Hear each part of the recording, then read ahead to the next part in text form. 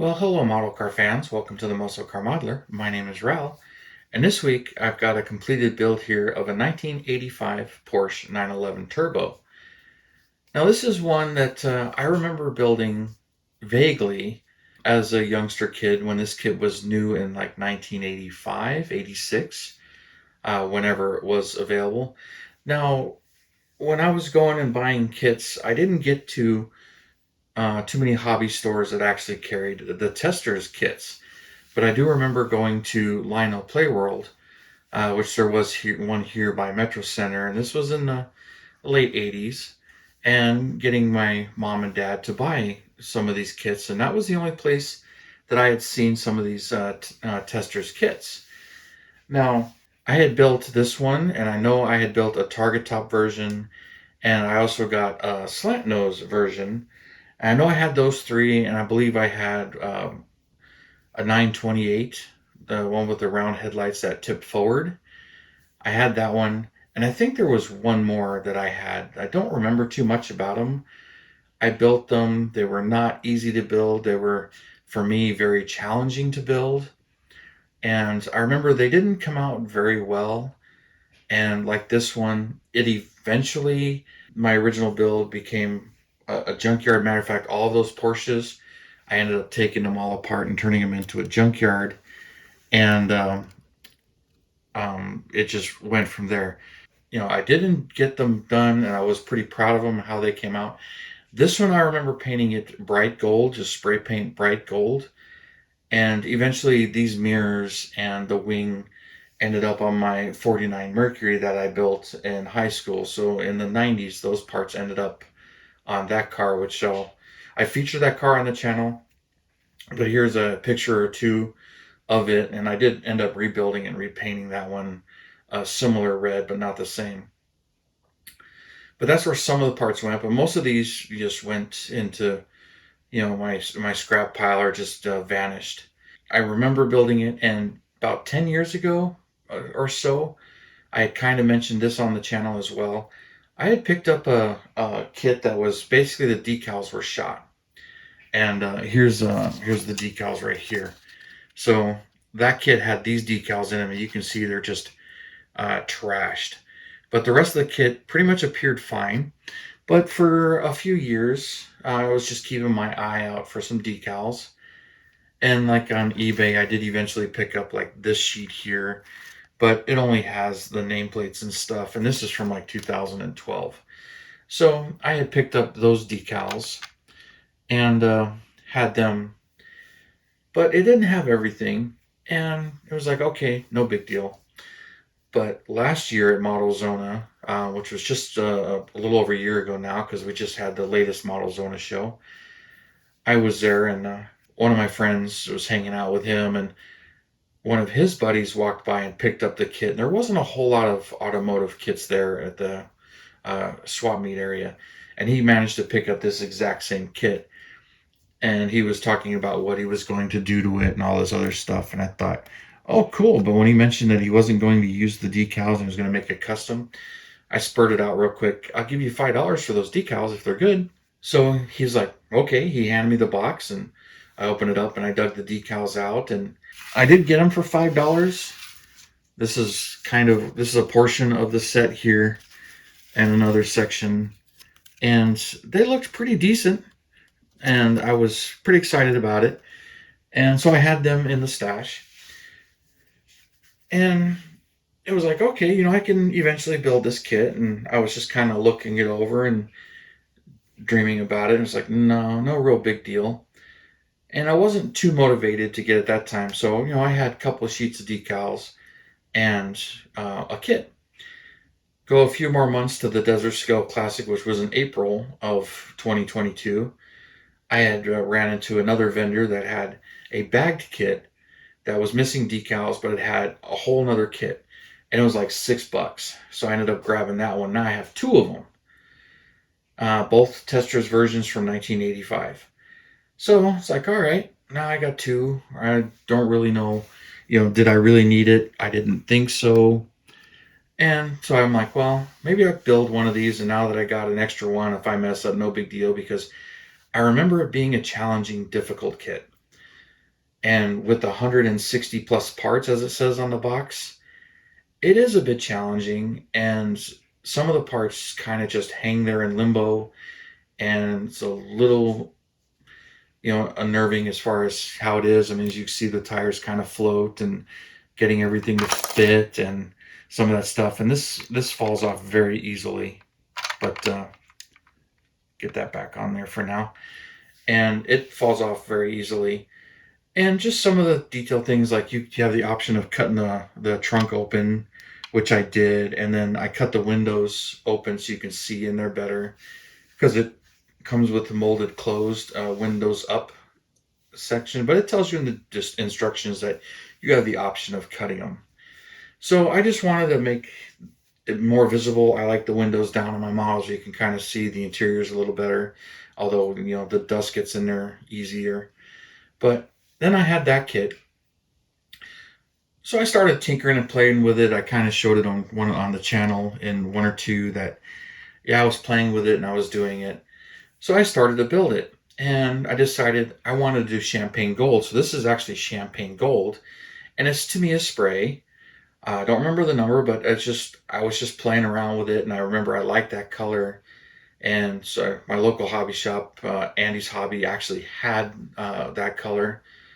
So I picked up a can. It wasn't quite enough. I ended up having to go back and pick up a second can, but got the paint on there, and it was looking good, and cutting the trunk open and everything. And I'm like, all right. I just started to build it, even though it wasn't really on my channel. It wasn't something I was focusing on. But then I ran into the issue where the decals were cracking and splitting. So, I couldn't use, here's one of the ones that I did have still. And thankfully, I had scanned the decals. You think this is going to be a whole episode on just the decals. So I had scanned the decals and was looking for somebody to do them, because I had used, it seems like every time I use a decal guy, something happens or they stop. I had used Firebird Designs in the past, and then he stopped doing it. He made me a couple of different decal sheets. More recently, I used Kenny Terry, and he had passed, unfortunately, shortly after he made some decals for me for some of my other projects. So I was looking for somebody else, and on a Facebook group, somebody mentioned go with Terry Borchers. If I said that right. If I didn't, I'm sorry. But and that's STS Custom Waterslide Decals. So I'm like, okay. I contacted him, and he rendered the artwork a little bit off of my scan, and he made me a set of decals here, and I paid him to do 2 sets. Well, this is the first design he did for me, and they look pretty good. Only problem is this black here, once I put it on the gold, it actually showed up purple. And I was like, oh, whoa, okay. And not to be giving a review here, but I brought it to his attention. I took a picture. I'll post it on here of, this decal right here, right on the gold, and it was purple. And he's like, oh, well, I'm sorry. And he redid the artwork for me, which was kind of a surprise. And here's the second set. And what he did was he broke it down into a white base and then printed it on the black, because I guess his color printer doesn't print black as well as his regular, more black and white printer, but his black and white printer doesn't do golds and whites. So he printed this off of a different sheet, but I had to have the whites on the background of the different sheet. And for both sets of decals, the gold, because he can do gold and white, he did on a separate decal. So that's how he did the gold, because, the original decal sheet, which this is the trashed one, has gold and white. But this one, you can actually read the lettering here. And my other one, which this was the better sheet, it's really hard to read. When I scanned it, it was very muffled and really hard to read. So I actually physically sent him these decals so he could read them and scan them and clean them up as best as he can. And he did a really nice job, and he overnighted me these decals, and there was no extra charge because of all of that.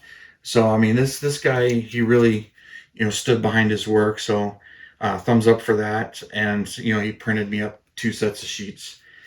But it was one of those things where I probably realized, now thinking about, the money and the kits, it probably would have been easier just to, buy the current edition in the Fujimi box. It's like $45 online, buying a whole fresh kit with fresh decals and going that route instead of the route I ended up taking. It was an adventure. I didn't. It wasn't a matter of saving money. But the funny part was, I did end up using both kits. Like this one, turned out the rear glass was cracked on one of the kits, and then the set of tires.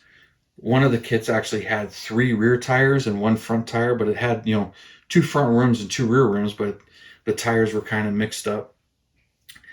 And broke a sway bar trying to cut it loose because there's a lot of real small parts on there.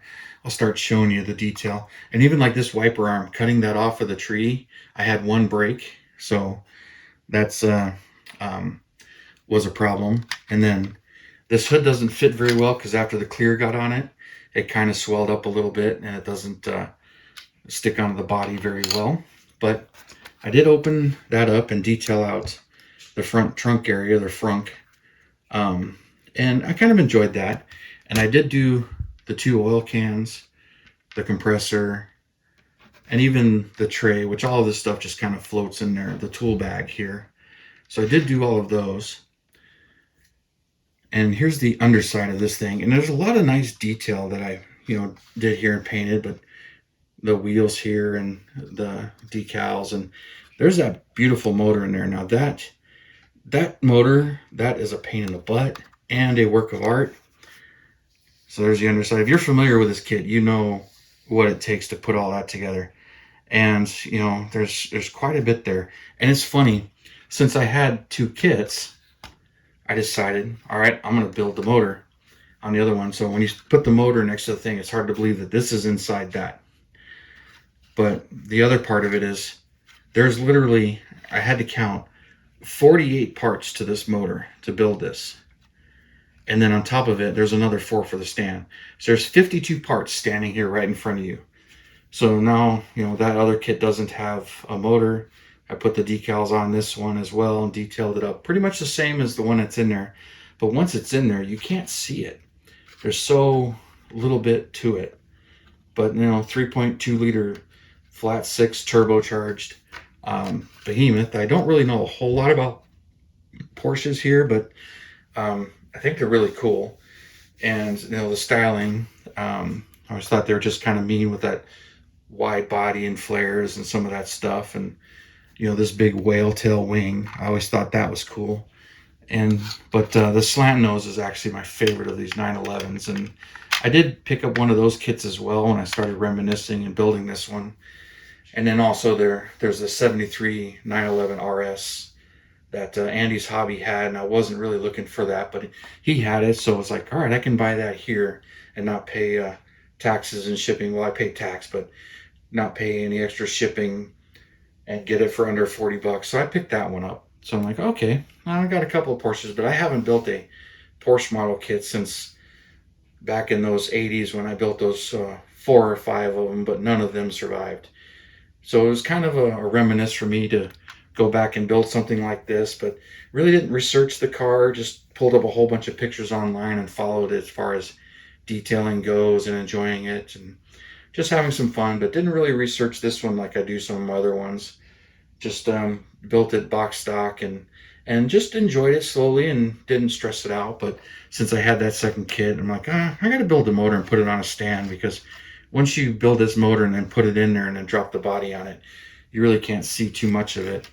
And the interior on this is pretty nice too, but there's a lot of decals in there. I can't really show you much of anything. One, it's pretty much all black, and there's not really anything in there to really brag about as far as detail wise go.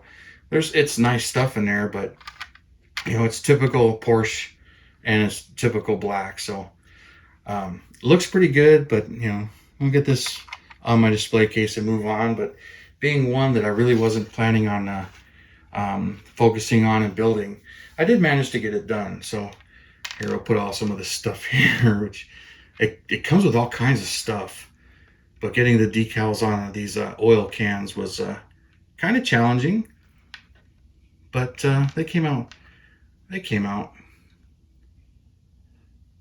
Don't know if I get that excited about those details again, but she's in there, and this one is done. So number 11 for me on the year. So getting caught up on some of my other ones, even though there's some others I started and I keep playing with and just going with whatever I kind of feel like, and not necessarily what is more of the focus of my YouTube channel here. But appreciate all of your input and your thoughts, and you guys that enjoy my weekly builds and everything. Love to hear your comments on this. If you guys have built this kit, what you thought of this kit.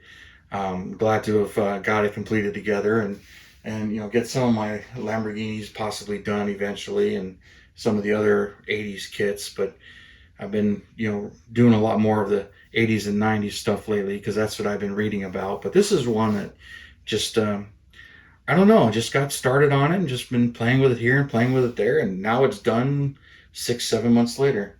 So that's enough on this one. And you guys, I appreciate all your comments and likes and subscribes and everything. And you guys have a wonderful weekend, and I'll see you next Saturday.